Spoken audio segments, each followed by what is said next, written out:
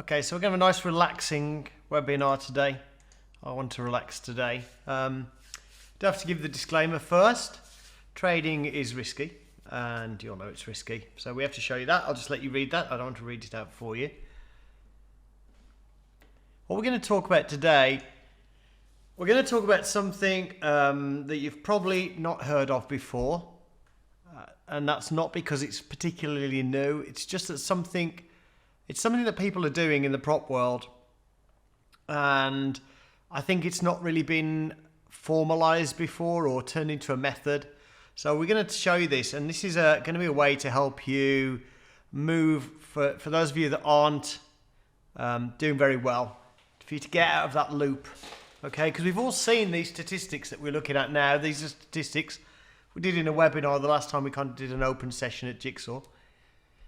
So we can see in the session before, we got a lot of people trading and a lot of people putting a lot of time in 10 years. Now, if you're in a prop shop and you weren't profitable after 10 years, well, you'd be very poor indeed because they don't give you a salary. So obviously, it doesn't take 10 years to learn to trade. It takes a lot less than that. It's more 0 to 6 months. Okay, but what you can see is there's a lot of people losing money, and people still really aren't on the path to success. So even though they're losing money and they've got some good tools and they've got the right education program, there's still a couple of things missing that they're not doing, and we're going to talk about those things today. So people are just not getting it, but most of you in this room today will not follow what we're talking about today. So there is a degree of self-sabotage going on. And it's not an intentional self-sabotage where people say, I'm not going to do this, I'm not going to do that. It's people just getting sidetracked and doing different things. So you need to be quite single-minded. But anyway, we're going to have a challenge for you. And this is the challenge, right? And this doesn't apply to somebody who's just started. But this does apply to anybody who's been doing this for over a year. Especially the guys who, even if you've been doing this for 10 years. So the challenge is for you to get profitable in 4 months or quit, right? So you walk away after trading. So if you give this a real try and kind of stop the bad habits that you've got now, is there anybody in here who's willing to walk away if they're not profitable in 4 months? That if they were convinced, if you were absolutely convinced, right, that you were doing the right thing and putting the work in and doing exactly what you should be doing, would you quit? Because I'm going to suggest that some of you probably should, and certainly in 4 months, if you don't follow what we're talking about now, if you're not going to follow take the right approach, do this right, you probably are better off just walking away. Okay. The significance of 4 months could be 4 months, it could be 5 months, it could be 6 months. Actually, if you're not profitable in 4 months, you will absolutely know. If you follow what we're doing today, you will know whether you're on the way or not. Okay, so you won't be in that position where you've been trying for 10 years or 5 years and you're still not really sure if you're any closer or not. Okay, so my suggestion is, and I would like to have people have a think about this. You've either got to do it right or stop. Right? There's no walking into it. There's no easy way. There's just the right way or stop. Okay. Now there are a few things getting in the way of us doing this. First of all, there's a really big problem that somebody else's techniques always sounds easier than the one you're using. Right? Now this is everybody. Right? If you ever talk to a trader and they tell you what they do, it's going to sound easy, right? If you talk to somebody who's just learned how to ride a bicycle and they told you how they did it, it will sound easier than it was. So when somebody tells you what they're doing, they're not really telling you what it took for them to get there, right? I mean, really, what it took inside, the pain they went through, the hours they worked, that really doesn't come across when somebody's telling you about a particular trading method. The other thing people don't tell you is the indecision they feel when they're about to take a trade.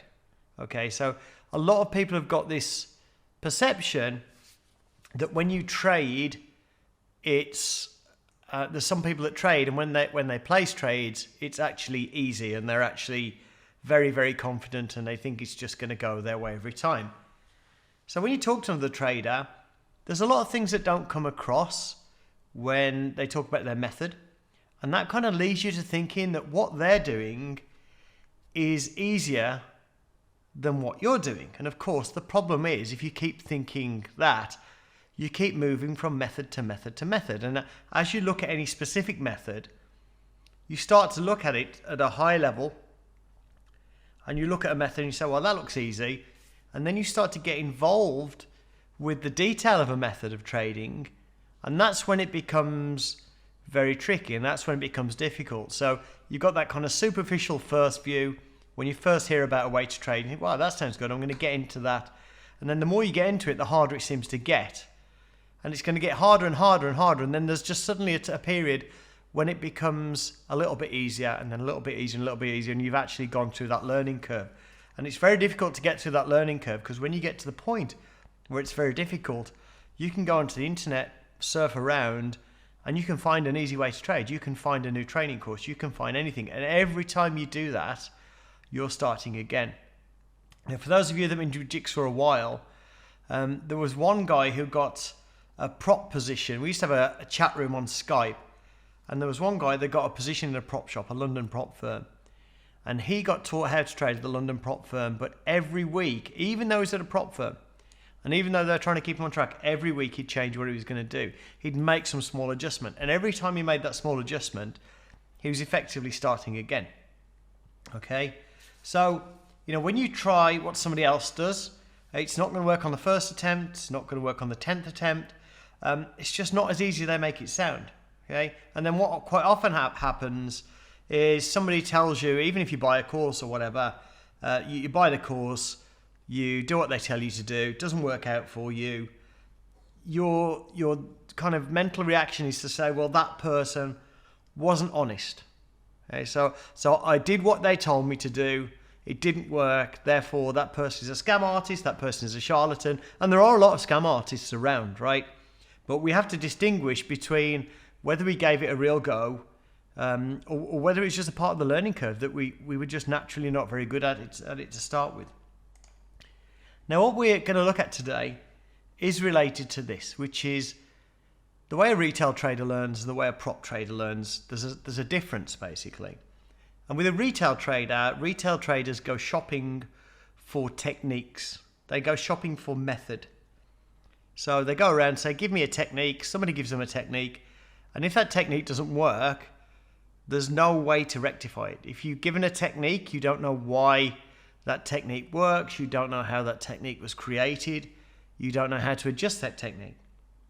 With a prop trader, they spend a lot of time teaching traders how the market behaves, right? So they teach you about market behavior first and foremost, right? They do drills to teach you about market behavior. Some of it is about learning about yourself more than anything else. So you can do all these drills, and they're going to teach you about how the market behaves, and they are going to tell you techniques. They will give you techniques, okay? But the way you trade will probably not be like any other trader in that prop firm, right? So you'll go through this cycle with them where they'll say, right, this is how the market behaves. This is what you need to see. This is how you're going to look to take advantage of the market. And they're going to put these prop traders in a position where they're actually thinking for themselves and actually developing their own technique. Now, it's not they're developing a technique from scratch. They're not just starting again and saying, right, I'm going to not do what anybody else does, but it's going to be nuanced and it's going to be about what they see. So they might show you 20 different market behaviors, of which 5 really stand out to you. And those 5 that stand out to you will most likely be the ones that you focus on. And then there might be particular ways to trade that they teach you that you apply to those 5 different market behaviors. So there is a difference, and the big difference is, and this is the bit that really hasn't been explained well or probably even thought about much in terms of education. It's this cycle that we need to get into. It's this cycle that helps, because when this doesn't work, when your technique that you've built around the market behavior doesn't work, you can see if the market behavior has changed, or you're just not very good at the technique. So if the technique you try or a technique you apply doesn't work, it's either going to be the technique isn't right or that the market behavior changed. Okay, so when the technique doesn't work, you've got like a feedback loop where you can go back and look at the market behavior and say, well, should this be working? And if you look at your technique, your rules, and say, these are the rules for that market behavior, and yes, the market behavior did exactly what I expected, but I didn't make any money, it just means you suck at that technique at this point in time, right?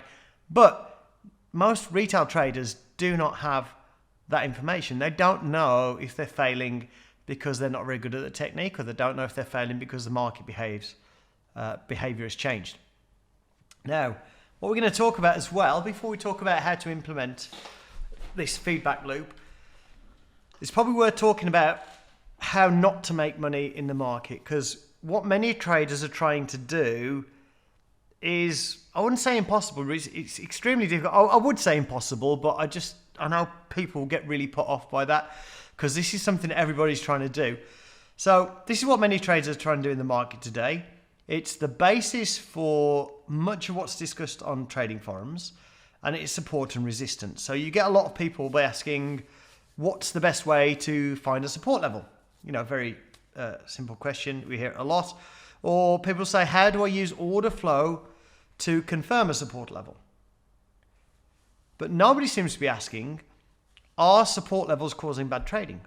Or are support levels a place I should take a trade? Or has anyone ever proven that support levels are actually a valid concept? Because before you say, what's the best way to find a support level, you should be asking, are support levels real, right? Now, we all know the story. This is what people are doing. The market is moving down towards support, and all the retail traders are trying to buy it, trying to find that elusive support, trying to buy the low of the day, getting into the hero trade. It's the way you pick up a trading book, you go into the internet, that's what they're telling you to do, right? They're telling you when a market's going down, you have to somehow hit a bullseye and find the exact spot it turns around, okay? And obviously the problem with that is that to get to support, you have to be moving down. So anytime you try to buy a support level, you are buying against momentum. You're trading against the market. But everybody is talking about support and resistance, right? So you go around and you say, how could a concept like support and resistance be wrong? How could that be possible, right? Because everybody's talking about it. But the problem is everybody's losing money, right? 95% of people are losing money. But they're all talking about support and resistance. So there is a good chance that they could all be wrong. Now, what I would say, though, about support and resistance, it is very good to set bias, right? So if you have a support level and the market moves down to it and then starts moving up, there's a good chance that additional participants will come into the market and join the move up. Okay, so support levels, to an extent, I believe personally, my personal experience is that support levels are good for setting bias. So when a market moves up in the middle of nowhere, it's like, okay, it might have turned around.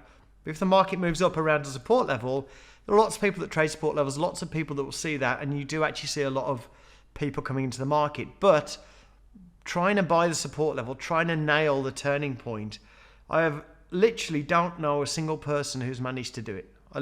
I know a lot of traders. I don't know a single trader that trades like that successfully. I mean, to be honest, I don't know a single professional trader that trades like it unsuccessfully. They're doing different things, basically. So what I would say today, I want to say this because what I don't want you to do, I don't want you to apply what I'm talking about today to this kind of trading, because I think you'll probably spend a month or so doing the analysis that I'm going to ask you to do, and find out that you're not really getting anywhere with it. Okay. Now, what we would also say is with support and resistance, if the market's in a range, I think you are absolutely fine fading a range, a small intraday range. But I'm talking about, market's gone down 10 points and I'm trying to nail the turn. Okay. But basically, this is what a lot of people are trying to do. It is causing people a lot of problems. It's almost impossible to do it consistently. And like I say, I've met people that have been trying to do this for 20 years, even though they've got even though they've never seen any evidence that it can actually be done. Okay, so just be careful of that. So the thing that most people think, or most retail traders think, that's quite damaging is most people think that you have to have movement in the market to make money. Okay, and that is not the case. What you need to make money in the market is some behavior that repeats itself and that you can exploit, right? So we'll just have a look. So volatility is a behavior that you can exploit. For instance, you could chase a very volatile market around and just wait for the market to spike against the trend and sweep you into a trade, just trying to get a good price. So volatility in itself, you can trade, okay? News events you can trade, and I'm talking about like macroeconomic news events. I'm also talking about earnings releases. A lot of stock traders trade earnings releases. It's not really fundamental analysis. It's not really technical analysis. It's like something's happened and the market's going to take off in one direction. Very, very fast moves, very furious moves. But some traders do specialize at it. A lot of prop traders specialize at it. A lot of people say don't trade the news. Well, some people specialize in trading the news. And obviously, if you've seen the market move on a news event, it's very obvious that people are trading the news. You can make markets in a slow-moving market. So, being a market maker, a retail market maker in a fast market that's moving one way is a little bit tricky. But you could take, for instance, you could take wheat at 6 o'clock in the morning US time when it's not really moving around much, and you can just do some market making techniques, just trying to get bids filled and then get out on the offer. You can also trade markets that are not moving at all, right? So you might find an instance or a behavior that repeats itself when a market goes to a particular place and just churns tons of contracts. So one example of that would be the point of control. So the point of control is the price that's traded the most. For me, I'm a day trader, so everything's day time frame. So the point of control is the price that's traded the most volume for that day. So if you get the S&P 500 in a trading range where you've got maybe 10 ticks where it's just going up and down, trading over those ranges, you've got that price in the middle that's the most traded price, right? When it gets to that price, it's going to churn. It's going to churn a little bit when it gets there. Generally speaking, it doesn't just slide through. Sometimes it will, right? But generally speaking, it doesn't slide through. So you could say, right, I recognize that when the market gets to that point, it's generally going to churn around.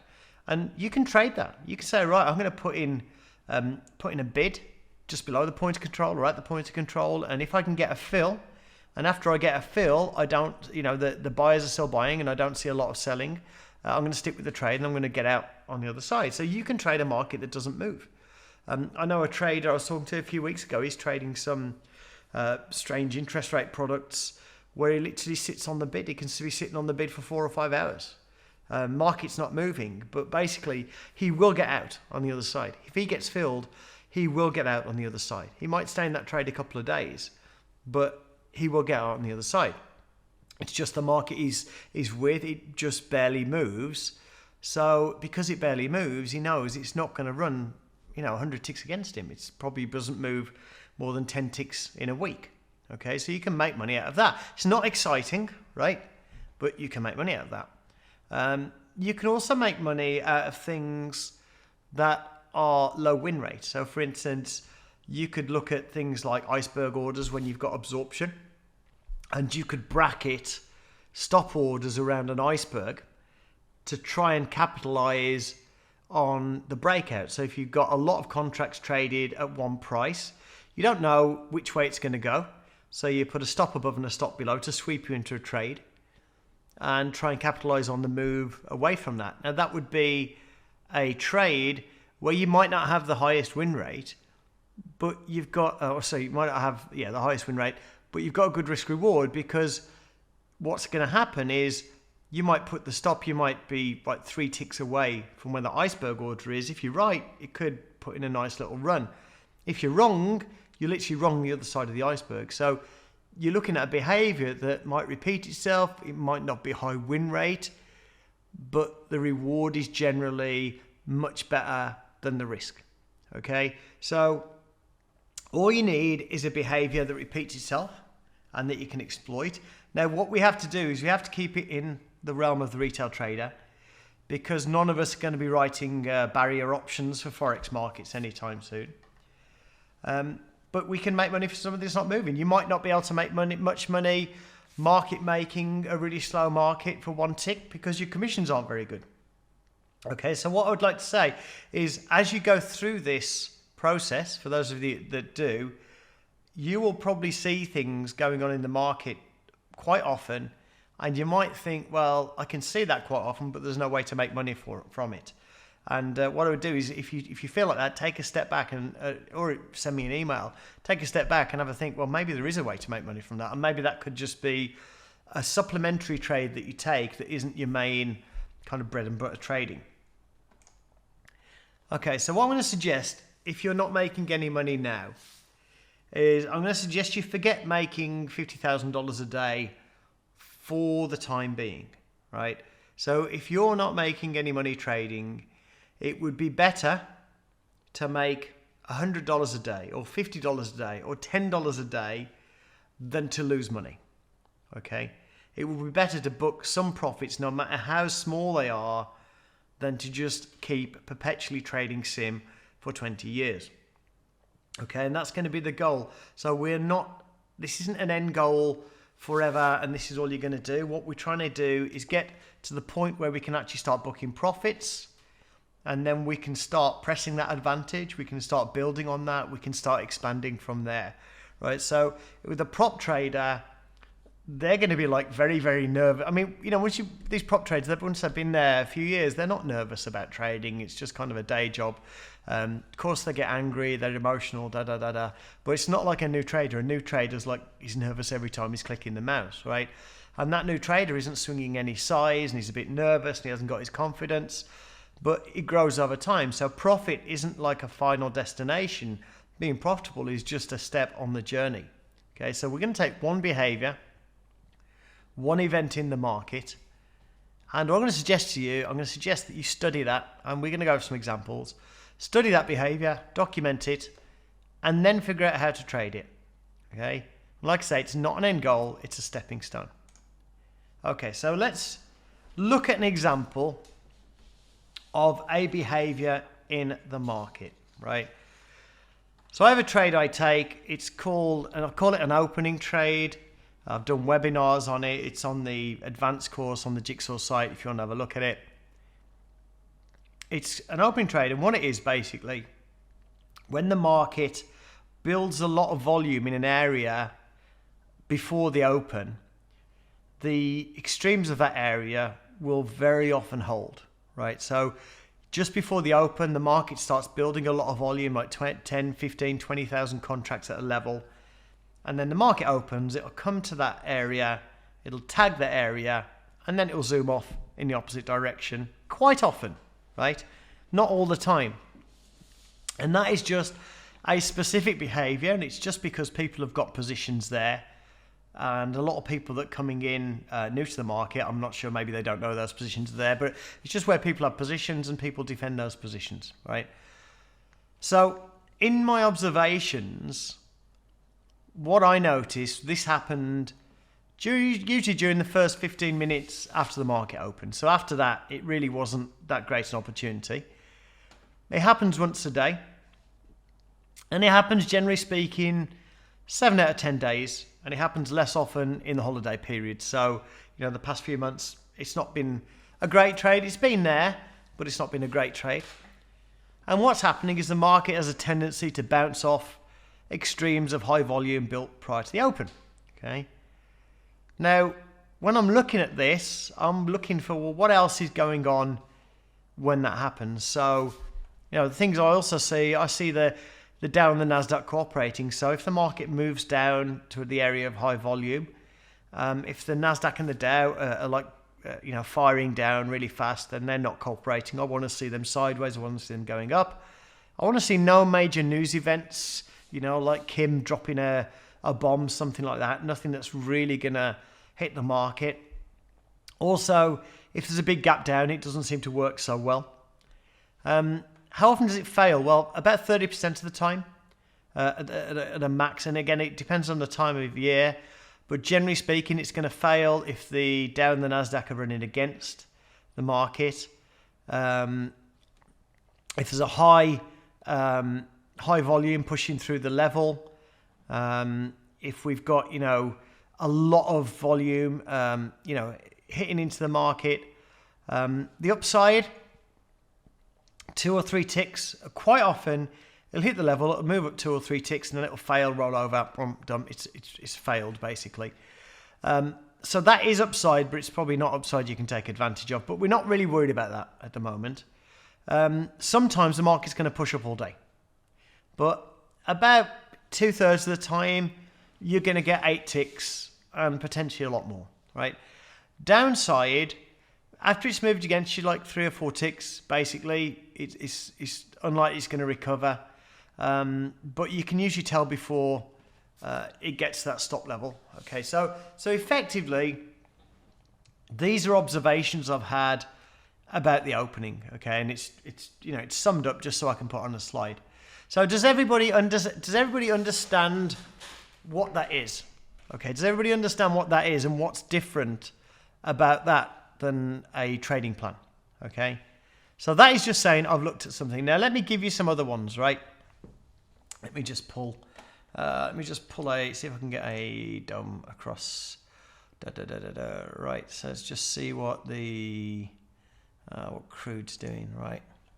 Oh, I'm not connected. Okay, let me just might help if I connect, right? Let me just connect. Okay.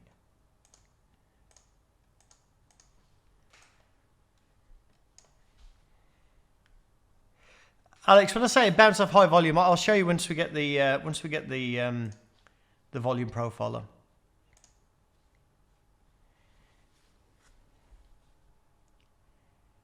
Okay, and I'll bring the S&P.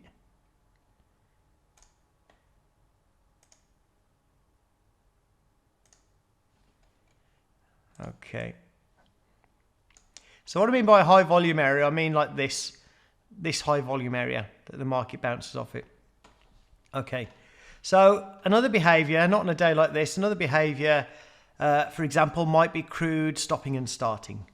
Okay. So crude moves, it stops, then it moves again, it stops, it moves again. When it stops, it quite often sticks for a minute and builds a range. And that is a behavior. And we know it's a behavior, but like, how would you trade that? How would you trade that behavior? Well, you'd have to study it a little bit more to kind of have a look at exactly what's happening when it stops. Like how many contracts trade when it stops? How long does it stop for typically? What's the market doing when it's about to break out in terms of, volume hitting into the bids and offers? Is there anything going on in another market that's going to tip you off to that happening? So, stop starts on a volatile market, you could have momentum trades. Okay. So we know that there's a lot of momentum on crude. So when do we have momentum? We have momentum after news events. We also have momentum after breakouts, right? So we could say, right, I'm going to try and trade momentum trades. So I'm going to watch crude and I'm going to try and find when the momentum breaks occur. So I'm going to wait for some consolidation and I'm going to wait for the momentum to appear, and then I'm going to get in, and then I'm going to take what I can from that momentum, right? We might say on the S&P 500, I might trade a range like this. I might say, right, I'm going to wait for a high volume area in the volume profile to appear, and I'm going to trade the extremes. Okay, so how do I trade the extremes? Well, I get to an extreme. What do I want to see? Well, I don't want to see high volume hitting into the extreme. I don't want to see the Nasdaq and the Dow screaming up out of their ranges. I would like to see an iceberg order. Okay, I don't want to take the trade on the 10th hit to the extreme of the range, right? So we're talking about some fairly basic behaviors, right? And you study those behaviors because that's what you're going to have to trade, right? So if you don't know something that your market does, right, you couldn't possibly trade it, right? If you don't know what your market does, you can't trade it, right? I mean, how can you trade it? Okay, so I'm going to wait for the third candlestick, and all that kind of stuff. And even if that's what you're going to do, watch it live, wait for the third candlestick, write down how often it fails, how often it succeeds, all this kind of stuff. I'm not talking about backtesting, I'm talking about watching it live. You know, what's going on? How fast is the market? Okay, so what we're trying to do, write down a behavior, right? So ranges, intraday ranges are really good. Intraday, volatility moves are really good. You could just have a market moving and say, right, when a market is in an intraday trend, I'm going to follow that market. I'm going to put a bid 5 or 6 ticks behind the market in a market that's moving up, and I'm going to wait for it to spike down and I'm going to get in. Okay, so what you've got to do then, you've got to watch that market. What I would say, watch it for, probably 1 or 2 hours a day. If you can find a time, the same time every day, where you can watch the market for 1 or 2 hours and try and nail a behavior, or try and find a behavior. What are the market conditions when it appears? Is it there some days and it's not other days? And then just basically own that behavior. And then the next thing you need to do is create a plan, right? And this is how you're going to trade the behavior, right? So the plan for this would be, well, when to enter, it's 9:30 to 9:45. When there's a step in the profile, less than 8 ticks away, okay? Because I found in the research, if you've moved too far away from the area of high volume, it doesn't work. It's not a relevant area. People aren't positioned there anymore. If the market opens within the area, you trade the first hit to the extreme. In other words, if it goes up from within the area, you sell it at the extreme. If it goes down, you buy it at the extreme. Quite often, I'm talking about buying it absolutely blindly with no confirmation at all off the order flow. Okay, it's really, really fast. Now, if the market opens outside the area, you take the first hit to the extreme, and if that fails, you take the hit to the other side of the range. Okay, a bit more caution on that one, though. So basically, I'm gonna see potentially I'm gonna have to take 2 trades on some days because the first hit's gonna fail, but I'm gonna still take the second hit as long as it's within those 15 minutes. Trigger, yes, an iceberg at the level is nice, but often you don't get that. What you often get is it'll move down, bounce up, move back down again, and then you get in. So basically, you'll see a little bit of a bounce, and then it'll come back down, and that's where you get in. Your entry price is 1 tick away from the area, but no more than 3 ticks. So what you're going to find is you will not get filled at the extreme itself. So you need to put an order 1 tick away. And quite often you're going to miss and not get filled. And then you can chase it, but not more than 3 ticks, right? Size, 10 contracts, 4 off at 4 ticks, 2 off every 4 to 6 ticks, basically. Again, it's just suggestion. No, I'm not actually suggesting you do this. I'm just saying this is how I planned it when I first did it. Okay, and basically what we're trying to do there is trying to take advantage of the runners. If you hit 4 ticks and you don't get a fill, so if you hit the first target, don't get a fill, you kill the trade if you come back to your entry price, because basically you're going to fail. Because basically it's supposed to pop, and if it's not popping, if you can only pop 4 ticks, it's not popping. Kill the trade if correlated markets breaks against, and then the ES starts to move against, and a 4 tick stop. Okay, so what we've got there is 2 separate things. We have a behavior and we have a plan. Okay, the behavior is what does the market do? Okay, now I know there's this, there should be a visual. I hope you're all seeing it. I know there's this concept of one technique in all markets on all time frames, right? That is, again, something I've never seen, right? So this is very specific. It's going to be specific to your time of day. So for instance, if you were trading crude and you were awake in the Asian morning session, crude behaves in a very particular way during that time. Then when London opens, it behaves completely differently, right? Completely different set of behavior. When the S&P 500 opens, crude behaves completely differently again. So what you need to do is pick a time and study that behavior. Like I say, it doesn't have to be anything complex. It could be just breakouts, right? I'm going to look for breakouts, okay? So I need something that breaks out fairly often. I need to try and look and find a little bit more information about why the market breaks. And you've also got a lot, if you're not sure what to do, there's a lot of educational material that we've got on the site, right? That you've all, pretty much probably all of you have got access to. Just pick something from one of the videos. Pick something from one of the videos. Could be the opening trade. But what you've got to do is study it, okay? Study it so you know what happens, okay? And then you make a plan. And quite simply, if you do that, if your plan does not yield any money, right, you will be able to go back at the market and see if the market behaved differently or if you traded it badly, okay? And if you really do that and you do that seriously, you might have to give up. You might find a behavior that you thought did something, but it doesn't, and you found out, during trading, but you know, right? You know that the behavior failed because you've got the behavior documented, right? Now, this is effectively what prop shops do, but they just don't do it formally, and they don't spell it out exactly in this method, okay? Now, what I will say is that it's very likely, and I've actually had people do this, so this isn't something that nobody's tried, right? What will happen most likely is you will start out looking for one behavior with an expectation of how to trade it, and you will very likely end up trading a different behavior that you discover along the way. Okay, so you might find that you're looking, there's one example of a guy who was looking for range trades on a market. He was looking for small ranges and to scalp the range, and he actually found out a method of trading breakouts on that market, and a quite successful method. But he would never have found that if he hadn't taken that time to sit and study the market. Okay, so like I say, there's a lot of educational material out there.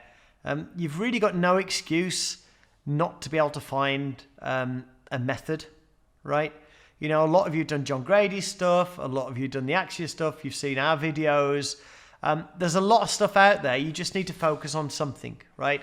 And you should try and focus on something, in my opinion, right, that gives you multiple opportunities per hour, right? You don't want to be studying this for 8 hours a day. And you want to try and do something fairly high frequency, because it's going to be pretty painful if it's like one trade a day. So breakouts from short-term consolidation. And I don't mean take them all, I mean study them. Study them. What is the consolidation zone? What counts as the consolidation zone? So you say, I want to take breakouts from short-term consolidation. So I'm going to look at this. So I'm going to first find out, what's short-term consolidation? Well, you might decide, well, okay, on DAX, anything less than 2 minutes isn't really a short-term consolidation. And anything less than 5 ticks isn't a short-term consolidation, right? So you first have to say, well, okay, what's it really mean to consolidate? And is this consolidating now, or is it just, a brief momentary pause? And there's going to be a time when you say, okay, now I know that's consolidating, right? So now I can look for the breakout. Momentum trades. Well, the market's going one way, just get in and ride it, right? So if you've got a market like the DAX or crude, you can literally just say, right, I'm going to trade momentum. Now, there's going to be days where there's no momentum in the market, like crude today. But you find a market where that's the exception, not the rule, okay? And then you look at momentum trades. Volatility entries, letting the market sweep you into trades, okay? Continuations around icebergs. Like I say, a continuation around an iceberg or a make or break point, it might not be high win rate, but it might just be a really good risk reward. Range trades, looking at stock traders, looking at news. There's loads and loads of different ways to do this, right? So there's no real shortage of things to look at. You don't have to invent something. You're better off starting with something that's somebody else has kind of sanity checked first. Okay? So you write a basic outline of what you're expecting to happen. You've got to go into this with some expectations. I know there's, there used to be this thing on the forums. It's not, you don't see it so much anymore, but like people saying it takes 10,000 hours to learn how to trade and you've just got to sit there and watch it. Well, you can't just sit there and watch it because you're not going to see anything. You have to have some kind of expectation, right? You have to have something to look for. And you're going to study it on a live market. I wouldn't bother with replay. I would study it on a live market. You shouldn't do it on replay. A couple of reasons not to do it on replay. When you come to trade it, it needs to be at a time you're available, right? So there's no point studying like the market open on replay if you're never going to be there at the market open, right? If you're working when the market opens and you study it and master it on replay, you're never going to be able to trade it anyway, because you're not going to be able to, you're not going to suddenly give up your day job. You know, it's going to be a gradual process, and it's going to be very difficult to go through that gradual process if you're not actually at the market, right? You're going to make some notes, basic statistics. I'm not talking about, becoming a math wizard, but you should know how often it works, how often it fails, how often you get, what the signal is to get into it, how you know it's now, how you know you have momentum, how you know you're breaking, and, how many times will that signal be false. You should have those kind of basic things, because when you start to put your method together, you're going to need to know how often what your target rate is of winning trades, right? You have to be ready to discover a completely different way, different behavior as you go. You will probably end up trading something completely different, but that's just a part of the process, and that's exactly what happens with prop traders, right? They get taught one thing and end up trading another thing, just because that's a completely natural thing to do, not because they're superstars. Don't ignore correlated markets, right? That's a really important thing. Don't just focus in on your one market. You've got to have a kind of knowledge of overall level of activity in the market, what's going on, news, that kind of thing. And once you're confident, you understand it. And what by confident you understand it? I'm talking like 2, 3, 4 weeks. I'm not talking about 6 months. You want to basically get your plan down, or get your behavior down, and then start writing your plan. And then, then that's your kind of baseline. And then you're going to start to execute, and you're going to start to make adjustments as you go, right? So you haven't got it's not a game of perfect. It's a game of getting something down you understand fairly well. And when you start to execute it, just having that ability to say, look, I've executed today. I did 10 trades. I lost 10 trades. I'm down on my demo account, $1,000. What was wrong? And I can say, well, I'm going to go over the video of what I did. And, well, the behavior wasn't there. Okay, so the behavior wasn't there, so I lost because the behavior wasn't there. Okay, so is there any way I could tell, any heads up that behavior wasn't there? Or maybe you documented it wrong, right? Or maybe there was just something going on, it was a news day. Or what you might find is you did 10 trades and you lost 10 trades, and the behavior's there, and you just weren't very good. Okay, and what that tells you is you're okay, you're on track, but you need to improve your execution. Okay, and again, this is something that most retail traders, they don't have. Okay, I would advise you join the leaderboard and track your trades as well. We are going to be pushing. I'm going to be pushing the leaderboard very hard, and I'm going to be pushing to the point where from now on, if somebody wants to help, I don't mind helping people out. If somebody wants to help, they will have to be on the leaderboard. I don't mind helping you out, but I've had people have helped out, and they've and I say, okay, we spent a lot of time together, and can you send me results and and I'll get a day's worth of trading back. And it's like, well, you're not really doing it, are you? You're kind of paying lip service to it. And to be honest, I don't really want to spend too much time with people who aren't willing to kind of put the daily work in to actually improve. Okay. What I don't want is somebody who goes 2 or 3 days, gets disheartened, and then doesn't do anything until I email them. And then they kind of scramble around, put together a few days history on Excel and send it to me. I want to see the trades myself. Okay? But the bottom line is you want to compare your execution with the behavior. Right?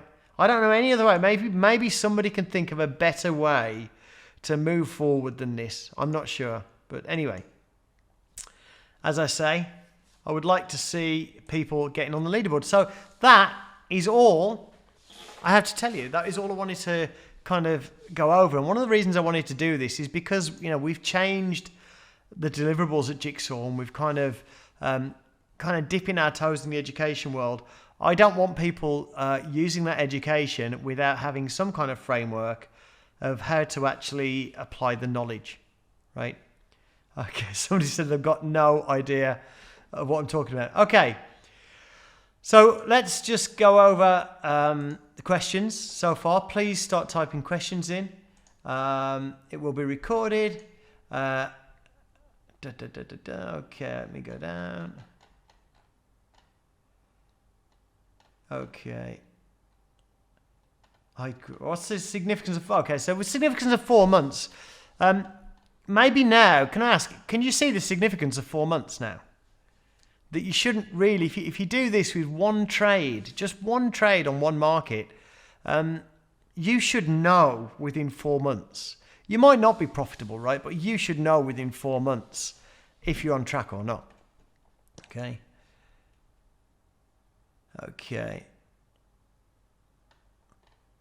Okay, and James has got a point. Okay, so James, something that's strange to me, he's watching the ES pull large orders. Let me move that across. Let's see if you can see that. Watching the ES pull large orders, but the price ticks up 1 or 2 ticks and then collapses back down. I see this often, but I guess you're saying don't understand it. Well, James, you don't need to understand that. What you should probably have a look at, is that an opportunity that you can take advantage of, right? So first of all, you could start looking at that and you could say, right, I usually see that between 9:30, 11:30. Get yourself a notepad and just watch how many times it happens, right? So first day, just watch how many times it happens. How many times you see him pulling the orders, price ticks up 1 or 2 ticks and then collapses back down. So you might say, okay, I saw that happen 20 times, okay? 10 times it went down, 10 times it went up. And there was it was not indicative of anything. Or you might say, I saw it 20 times, and 20 times, when it started to collapse back down, it went down 8 ticks. So let me just find down, right? Okay, so you might say they pull the orders, market ticks up a couple of ticks, and then collapses 6 ticks. Or 8 ticks or whatever. So what's the trade? Potentially, what could your trade be there? Well, the trade could be, you see the market tick up a couple of ticks because they pull the orders, and then you can put a stop order in to sell maybe down here, right? So if you see the tick up, they pull, you see the 2 ticks up, and then it starts to collapse, you could potentially put a sell stop order in there and a buy limiting order in here to get out, right? So you could trade around that, but what you'd really need to know how often it happens, how often do you get like a positive signal, a good signal, how often do you get a signal that isn't right, a fake signal, how far does it go when it works, and how far does it go when it doesn't work, right? So it's just, again, fairly basic information, fairly obvious information. Now on market close on ES, you see very high volume. Yes, Paul. Now, the funny thing is, Paul, I very rarely see the close. And I remember the first time I really watched the close, I think I was actually in Chicago at the time. And it amazed me how much volume was trading over a very small set of prices. And I have no doubt that there are traders that just trade the close, right? That do nothing else but just try and take advantage. Because there's a lot of people unwinding their positions at the close, and obviously there's got to be somebody else on the other side of that trade.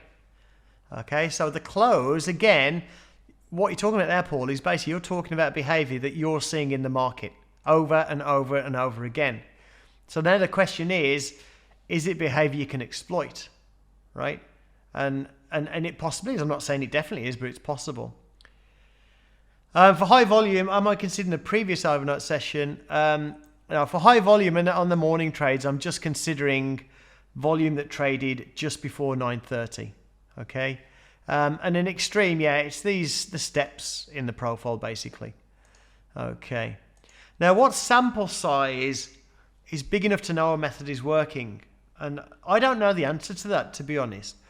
But if I saw a behavior that was happening 10 times an hour, and I watched that behavior for 20 hours, I'd kind of be I'd be confident enough to start to write a plan about that and start to move that forward. Now, the thing is, you're not going to, you're going to look, maybe you've done that 20 hours or whatever it is, 10 sessions, 2 hours of time, same time of day, same market. You got your 20 hours in, then you start to write the plan around that behavior, and then you start to move forward. You start to move your plan forward, and as you're moving forward, you will be making adjustments to the plan. You've got some more information about the behavior that by this time you've really mastered this behavior, and you feel that behavior is like a friend. It's like somebody that you've seen it that often, and it kind of puts a smile on your face. So yeah, it's done it again. It's done it again. It's done it again. Okay. So what I would say, I don't think you need a big sample size. I think you just need to make sure that you're moving in the right direction. Because I think, especially if it's a behavior that happens at frequent intervals, right? So, if it's something that happened once a week, I think it's a little bit trickier. But for me, if you spend 20 hours studying and then you make your plan and then you start to move forward and you start to see your P&L start to improve, it's going to be negative at the start. There's no way you'll trade it well to start with.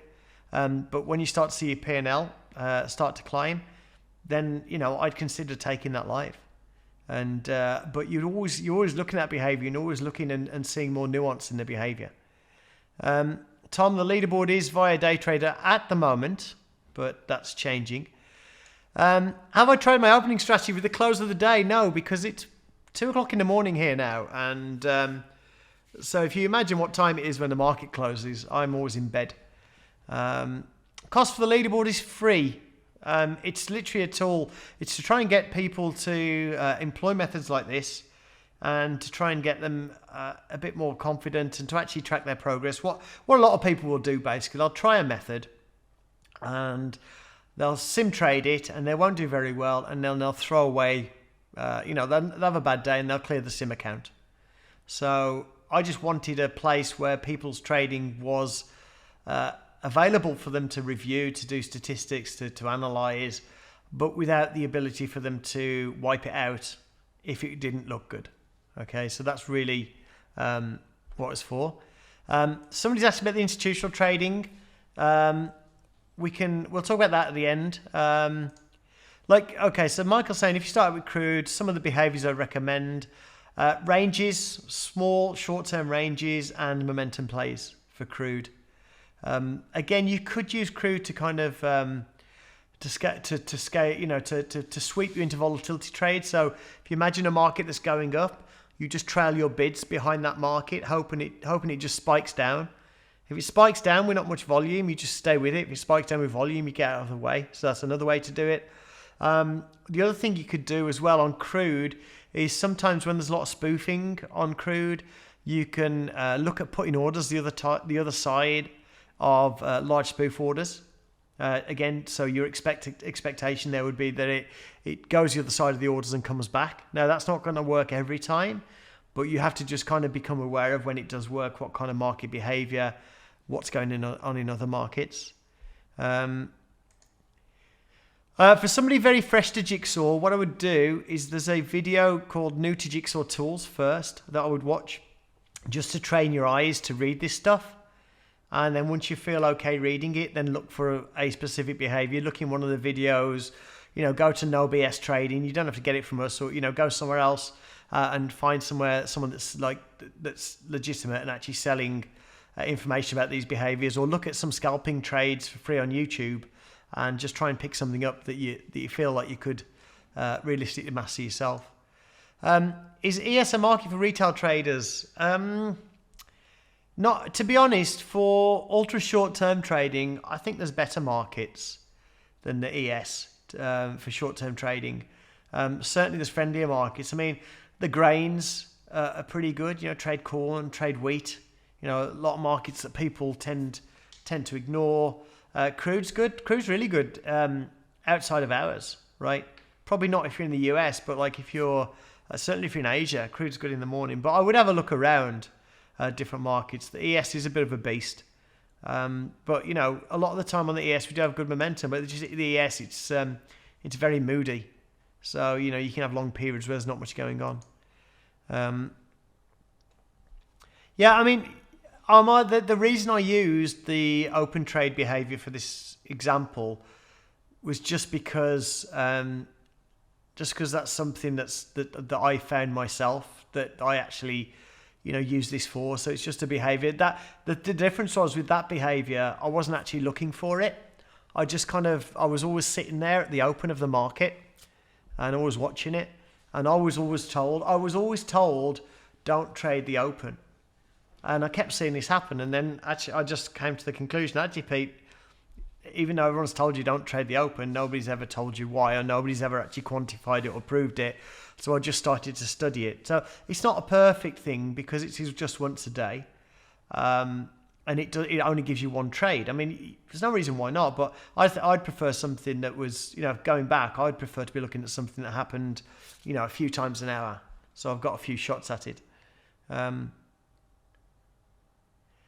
Francisco, there's a video called Trading the Open that you can get, or you can send me an email and I'll tell you a bit more about that.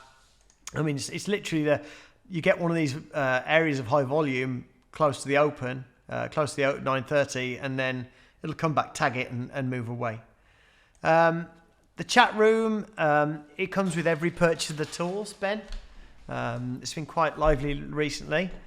The opening market trade, it was cake, okay? No, it's not just an example. It's something that happens. It's not a made up example. It's actually something that happens. You can observe it yourself.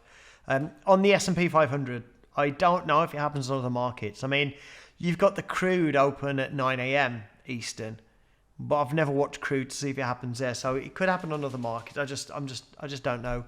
I haven't talked about order flow because today I'm just talking about having a framework where you can separate the behavior and how you're trying to exploit it. So this wasn't really meant to be a discussion on order flow. In fact, you could apply this to any method. It doesn't have to be order flow based. I mean, if you're really convinced that candlestick charts are the way to go, you could do it on a candlestick chart method. Somebody's asking, is it better to look at different types of days? I wouldn't specifically look at day types like market profile theory, where they have like an opening drive and these different day types. What I would do is I would just look at the best thing you can do is look at the NASDAQ and the Dow and get a feel. If you're looking at the S&P, look at the NASDAQ and the Dow. If you're looking at crude, maybe look at the dollar index, look at natural gas, and that gives you a feel for how active the markets are. And when you see how active the markets are, that gives you an idea of how volatile they'll be. And then the other thing is you watch the size of the bids and the offers. So you see here the bids are all about 1,000, 1,200.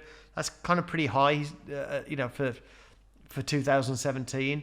So that will give you a more choppy market. So really what I'll do is, instead of saying, well, a day is going to be like this, the behavior of a day or the volatility on a day can change, minute to minute. So I'd really just keep more of an eye on that. Because, the market can have a real roaring open and then just go sideways for 3 hours, right? And so you can't say this is a roaring open day, when it's in the sideways phase. Do you think we have to discover ourselves the behaviors because everybody sees different things? I think that's it, Lorenzo. I think different people see different things. I could say, oh, you see that? And they're like, no. And I've had people come to me, I design the jigsaw tools and people come to me and tell me they're trading this behavior on it or that behavior on it. And I'm like, well, I've never seen that. And it's like, I've literally been watching the same market for 10 years, right? And they'll tell me about something they see. And I'm like, I've never noticed that. So I think different people notice different things. But obviously what you're not trying to do here, you're not trying to notice something new. You want to kind of just, you want to start off with something that you got a fair degree of confidence in, that it's actually worth spending your time on. I mean, you don't want to start on like saying, right, I'm going to look at the full moon, and then based on the full moon, based on the moon phase, I'm going to do this. That wouldn't be a great place to start. But if you say, well, I'm going to start one with momentum or icebergs or something like that, then, that's a place when you're going through the work of looking for the behavior and it's a bit frustrating, you'll have a little bit more confidence to stick with it. How long will I watch a market behavior before moving on to another behavior? I don't think that will happen. Okay, Christian. I don't think you'll start looking at a market behavior and then move on to another behavior because it doesn't give you anything. I think when you start looking at the one market behavior, you'll see other things. And it might be those other things that you end up looking at, right? That you end up trading. If witnessing what appears to be an iceberg, yet price ends up breaking through it, traveling in its intended direction, should that be taken as confirmation to get on board? Well, Phil, like the one simple thing you can do with an iceberg, you could do, let's say there's an iceberg here, you could do this and this, right? You could put a stop order around the iceberg, right? You don't care which way it's going to go. You just know there's a good chance that when it breaks, it's gonna moving one direction. But yeah, if you've got a market that's trending up and there's an iceberg and then it starts moving back up, then that might be all you need to take a momentum trade. Okay. How many behaviors are there? I think there's an infinite amount of behaviors, right? I mean, like I said, you could trade a market that's not doing anything. Let's just find a market that's dead. Okay, ZT. Okay. Right.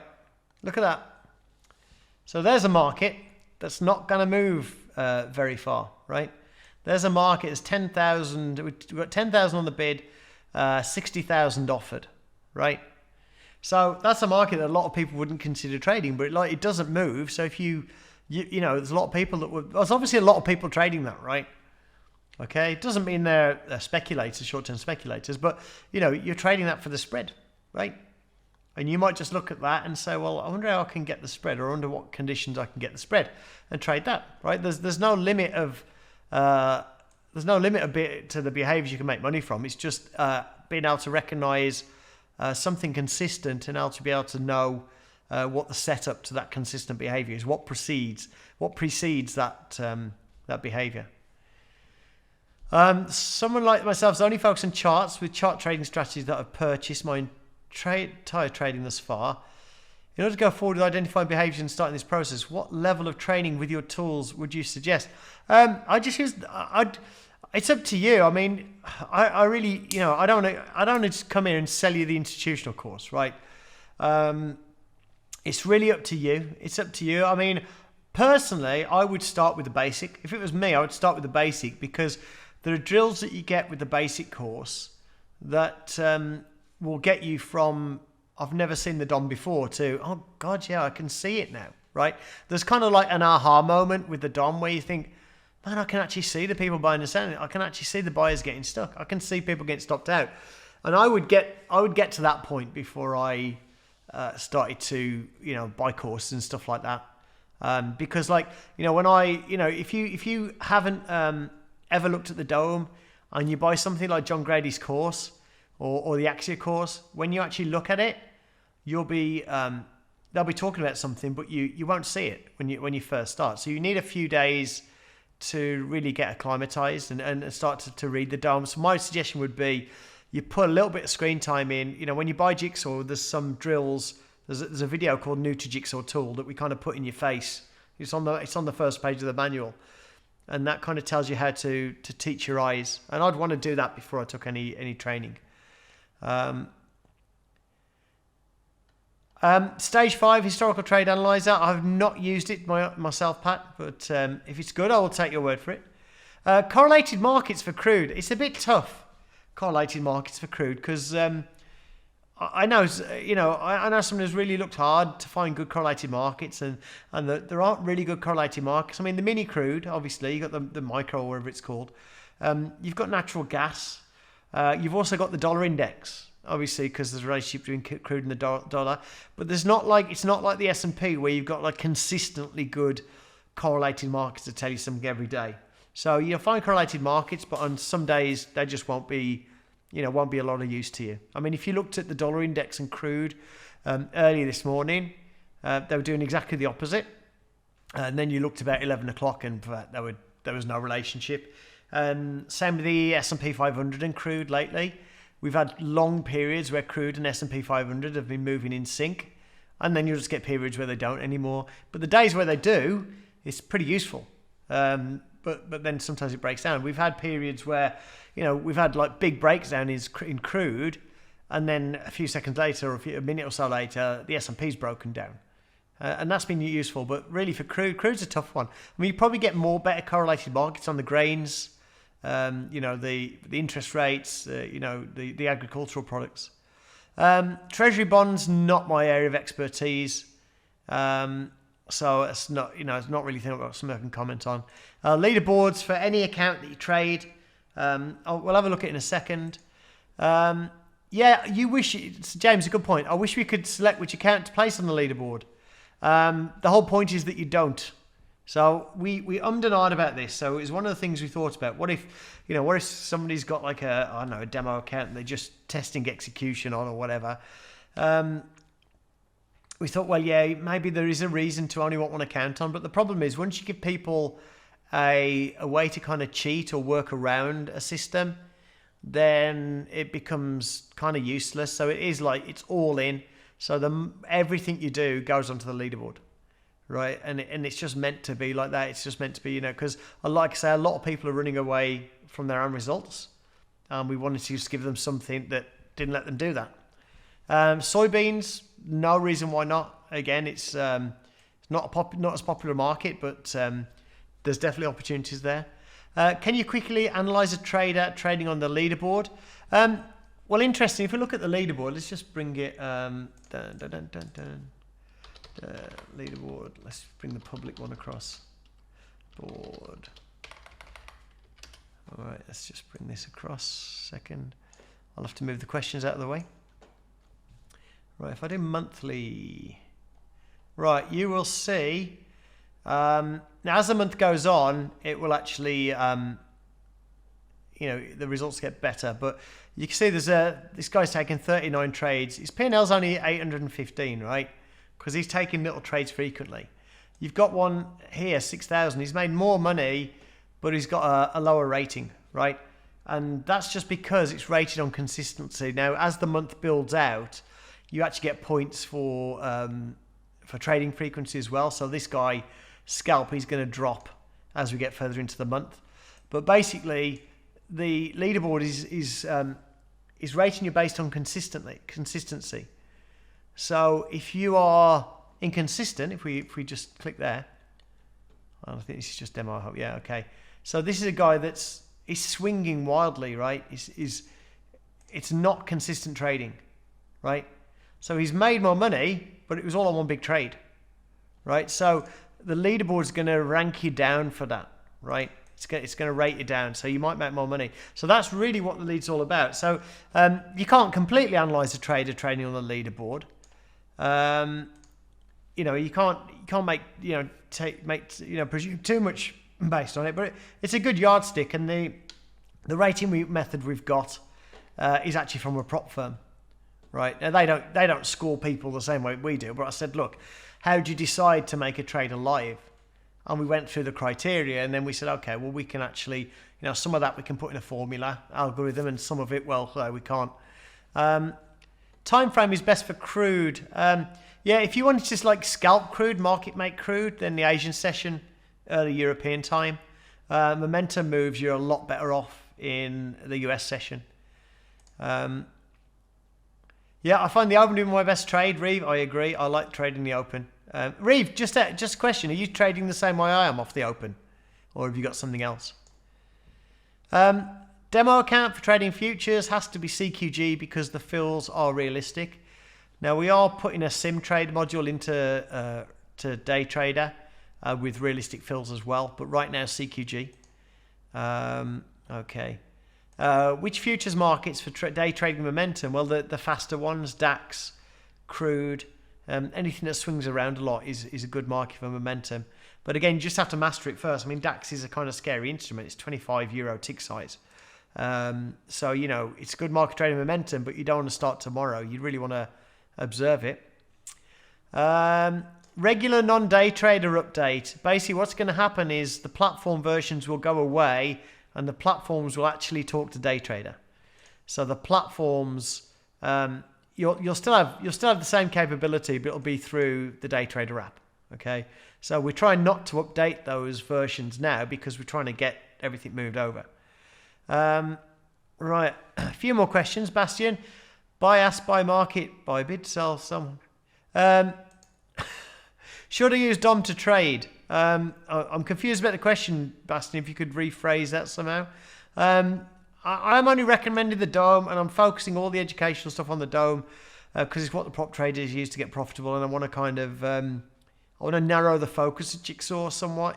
So instead of trying to have something for everyone, I want to just have something for very specific people who want to trade specific ways. Day traders to be able to use OEC feed. I'm actually talking to a company about getting a developer to do that. I don't know the date. Al Larson trades the sun and the moon and the stars. I don't know what to say, man. If people buy that, I don't know. I say good luck to him, man. I don't know. I don't know. I don't get that. I don't get how anybody believes that, but who knows? It's hard. It must be harder to sell Jigsaw than that. That's all I can say. Trading 101 was buy at support. Like I said, no, I don't think you should buy at support. I think it's a terrible idea. Buying at support means you buy a market that's moving down. Okay? Buy after support, right? So once support is held, then you buy because you're expecting momentum. So I do think the support thing's a terrible thing for the trade. I think it's one of the reasons for the 90% people losing. But yeah, types of day, like I said, there's no type of day. There's just type of activity right now. But I think when we've talked before about pullbacks a lot. You know, when a market's got direction and it pulls back weekly, I think it's a good opportunity to trade. And it's a good opportunity to get a good price. So I think there's nothing wrong with that. But you've just got to be able to recognise when a market's moving and when it's continuing, and then if it's continuing, what's the, if you trade in a pullback on the S&P, what's the down the Nasdaq doing, and really master it. Don't just dive in and trade it because it's a pullback. You've got to master it. What other things are going on and understand the behaviour, just so you know the behaviour is not good or you're not good. Highlighted trades can be iceberg orders, sweep trades, or high or low of the day. Daniel, if you want to email me or Skype me on Jigsaw Trading, I'll give you more information. We've still got people here, good lord. For the Jigsaw tools, before the price hike, am I still allowed to the live version of $50 a month? Yes, the $50 a month didn't go up. Will there be a footprint chart in Day Trader? Oh, that's asking, isn't it? There might be a bit of one, like a recent one, past 5 minutes or past 5 ticks or something like that. I really don't see the point in a full footprint chart because that's pretty much what Auction Vista does. It just highlights the areas with the circles. It just highlights the areas where a lot of contracts traded, and to be honest, that's really the best thing you get from the footprint charts, or for me. Heating oil, Nicholas. Well, heating oil to you too. I presume that wasn't a question, but yeah, no reason. Oh, heating oil. I presume you're talking about the correlations, yeah, with crude. But I think Nicholas, if you watch heating oil, is it very volatile? Because you really need something that's volatile to use against crude. Okay, so historical trade analyzer. Okay, Pat, thanks for that information. We're going to have some similar stuff in Jigsaw soon. We're going to be taking that in the direction of statistics and charting. How many months of profit consists on the demo do you suggest to start with the real account? That depends on the trade frequency, Lorenzo. So if you were trading 10 trades a day, and you did that for 20 days, to me that should be enough. There's 200 trades, right? So if it's one trade a day, then I think you have to be longer. But that's the reason that one of the reasons the prop shops start people off on higher frequency trading is because you get more trading experience over a shorter period of time. It just gets them profitable quicker. Day trader, there's a lot of problems with the Stage 5 platform and the plugin. So I want to try and get rid of the Stage 5 platform plugin and just have the gain feed going into Day Trader. Because the plugin, every time there's an update, we have to work. And I really could do without that, to be honest. Reeve, depends how it opens. Catch big breaks quite easily. Yeah, and again, it's just a matter, Reeve, of knowing when it's, knowing the signal. So on the S&P, you just got to watch down Nasdaq. If the down Nasdaq are going in different directions, the S&P is going to be sideways, generally speaking. So have a look out for that and see what you think. Study behavior from the DOM or combine it with Auction Vista. You could combine it. Personally, I think the DOM. Trouble is people don't want to hear that. People want to be told you can use the visual tools, but this is where it's at. This is the bread and butter for prop traders, and it's not that hard. You just got to bite the bullet and really study it. But if you want to trade around the circles, I would say you can trade around the circles, but you're going to see that on here anyway. It's just something you see on here, but no reason why not. Notes, Bruno, great idea, coming later. I've got a fantastic programmer from China that's just going great guns. But yeah, that's the plan. We're gonna turn it into full-on trade journal. Do you use charts in addition to the DOM Not really. I mean, I've used swing charts, just see which way the volume's on, but not so much now because I can see it on the dome. Is DAX bad to trade? Yeah, it would be if you didn't study it and kind of figured out what was making it tick. But I think that's what this is all about, really, is just actually trying to figure out what makes the DAX tick. Is it that wild, or can I kind of I'm gonna look at it and try and find a quiet period, try and find some quiet interludes, and see what's happening before those quiet interludes. You know, like you get blow-offs. You get blow-offs in crude a lot, where it just goes wild and runs up, and then you just get a load of absorption, after it's run up, and then it'll just fall away. And so, sometimes in a hectic market, you just need to start. It just needs to kind of, really blow its top. Bastian, you got your answer already. Which types of exit do you recommend? I don't do trailing stops. I get out of a trade. I don't do trailing stops. I get out of a trade when it's not moving up anymore. So if it's long, I get out when it's not moving up. So I'm kind of I guess I'm doing a trailing stop of sorts, a mental trailing stop. And I use profit targets because I really don't know where it's going. One thing about these open trades, it can go 3 ticks, it can go 30, and there's no way I can tell if it's going to go 30 or 3. So when I get into a trade, like one of those opening trades, I don't know I really have no idea where it's going to go. I just know where I think it's going to react.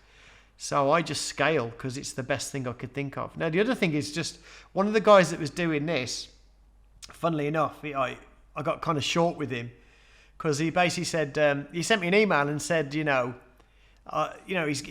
the behavior and he knows his plan. And he said, I was thinking of changing my plan. Is it okay if I use one of these kind of orders, or if I get into the market like this? I don't know if that's valid. And it's like, dude, you know if it's valid because it fits the behavior, right? So when you talk about that profit targets, trailing stops, whatever, you're going to build that around the behavior. So you will know that. Now for me, I'm sure there's probably a mathematician out there that could find a more mathematically sound way for me to trade open trades. But to be honest, I can't be bothered. So all I could think of was just scale out and see what you can get out of it. Cumulative delta, absolutely recommend that. I think cumulative delta is also fantastic for setting the bias. Separate small pullbacks from continuations, absolutely. Yes, cumulative delta, it's actually, probably won't be very good. It's actually on the Auction Vista chart now, whether you notice that or not. So yes, we do. I do like cumulative delta. Gotta go. One of the best webinars, that's good. Somebody else said, I have no idea what you're talking about. Auction Vista seems scrunched. I'm going to get, one of the things I'm going to be doing with one of the developers, he's on holiday now, I'm going to get him to beautify the Auction Vista a little bit. It needs a facelift. And yes, Guy, we are going to keep it simple and clean, right? So, you did mention a competitor there. All this stuff about adding indicators and stuff like that to the DOM. It's like, oh God, here we go again. It's just leading people down the same route. So we're gonna avoid that. We lose customers because of it, but yeah, the idea is to still keep it clean because there isn't that much that works. And adding a bunch of crazy indicators is just gonna sidetrack people and have them spinning the wheels for 20 years. Trade the rand and dollar. You heard it here from Reeve. Next webinar, Reeve will talk about the rand and dollar. Reeve, if you want to do that, we can. Opening trade example. If it hits extreme, you're going in the direction away from the extreme. Yeah, absolutely. So if you have an extreme, you might have an 8-tick range. You open in the middle of the 8-tick range. So if you go down to the bottom of the 8-tick range, you buy. If you go to the top of the 8-tick range, you sell. Sorry. Now, if you open above the 8-tick range and it goes down to the top of the 8-tick range, you buy it. And it's not very clever. It doesn't sound very clever, and that's it. It is what it is, right? I can't make it sound any more sophisticated than it is. We will have connections to other brokers. We will update Tradeovate to use Day Trader. We've just got to prove the concept. We've got 2 platforms that we're hooking up to Day Trader at the moment, just to prove the concept. Basically, we can't do one because we've got to prove multiple. And so we're well into that. We got the the instrument window, we've got the volume profile, we've got the level 1, the level 2. We need to do the trading. So once we've done that, we'll be in a position where we'll be able to actually get the platform providers themselves to write the interface. We're not phasing out integration with stage 5. We're going to integrate to the data feed, so you'll be able to use DayTrader for trading, and you'll be able to use stage 5 for charting at the same time. Okay, so there won't be any difference in terms of what you can do with it. Will there be a Delta chart? It's already on there, so yes, it will be there. It is recorded. With DayTrader, you need to connect to the data feed through a broker. Our plugins going away, yes, Christian, but we're going to have like an API layer where the API we can actually talk to a platform. Highlight levels, yes, absolutely. Do I use fixed stops? For the open trade, yeah, I put a fixed stop in there, but it's more an emergency stop because sometimes you get in, it's as if the level's not there, like boom, straight past it. So for that case, I have an emergency stop, but quite often it'll bounce there. Quite often when it fails, it bounces there and like lays a couple of ticks up and then starts to tick down. In that case, I usually, stop out, break even, a tick or two loss. So it's not, it's not a hard stop. If he goes 4 ticks, he's trying to just manage it. And sometimes I manage myself out of it too early as well. So sometimes it goes up 2 or 3 ticks, comes back, and I get out, and it goes my way. And if any of you have been in the Jigsaw chat room, you will have certainly been there when that's happened to me. And see me call the trade. See me say where I'm going to get in. So I'm in, and then I'm out. And the moment I'm out, the market goes the other way. Okay. Right. Yeah, I agree. Bookmap does have good UI, and we need to clean up the UI in Vista. Absolutely agree. Any tips for setting bias on crude? Cumulative delta, isn't that useful? Not really, because the thing is with crude, it's not so important to set bias because it runs quite far, right? So with something like the S&P, what we've got in the S&P, we've got a 10-point range, right? So to me, you need to get in on a turn earlier. So I think I always talk about that the delta on the ES shifting 10,000 contracts to say it's changed direction, and I still hold to that as well. So there, if I see the delta shift up 10,000 contracts on the S&P and then a lazy pullback, yeah, I might hit into that on a long. It doesn't work on crude, but on crude it goes that far anyway that you can take advantage of the momentum without having we don't need a bias indicator. Yeah, I'd like to draw lines too. Would you recommend Thailand for expat lifestyle? Yes, great until your kid's at 15 or 16, and then you start to worry about them getting shot when they go out at night. Have you been using Mac? Yeah, you can use Bootcamp on Macs. I don't know. Bootcamp's in parallel. There is a version of .NET that works across different platforms that we're going to try and get onto at some point. CD is in Jigsaw. It's in DayTrader. DayTrader, Alex, is the standalone version of Jigsaw. It's this tool here. It's just a very, very simple execution tool for Orderflow traders. Okay, and we've actually got some prop traders using that as well. Okay, so that's DayTrader. I'm going to have to pay more. If you bought Jigsaw, you've got DayTrader for free. But you are absolutely fine sending money to me at sales@jigsawtrading.com if you want to. Do you have a time frame on sim? Oh my God, yeah. It's like herding cats, Jim. I'm not sure when the sim will be. I'm still reviewing the designs. Yeah, Bun's a good market. Bun runs. So yeah, absolutely, Bun's a good market. Eurostock's a good market. It's just a bit slow. And then of course DAX is just mental. But yeah, absolutely, Bun's a good market, and it's for those in Europe, it's good. Right, so Luke, I've actually got through the end of the questions. Thanks, Luke. Thanks everybody for coming. I do apologise for the person who spent a lot of time here before telling me they have no idea what I'm talking about. But what can you do? And if you have Jigsaw, you can pay extra for the advanced education. Yes, no problem at all. Thank you all for coming. I will put this on the website. and kind of hint that people watch it before going any further. So I really would think about this, separating the behavior from your trading plan so that you know which one is a problem. All right, so thanks for that, guys, and I wish you all good night.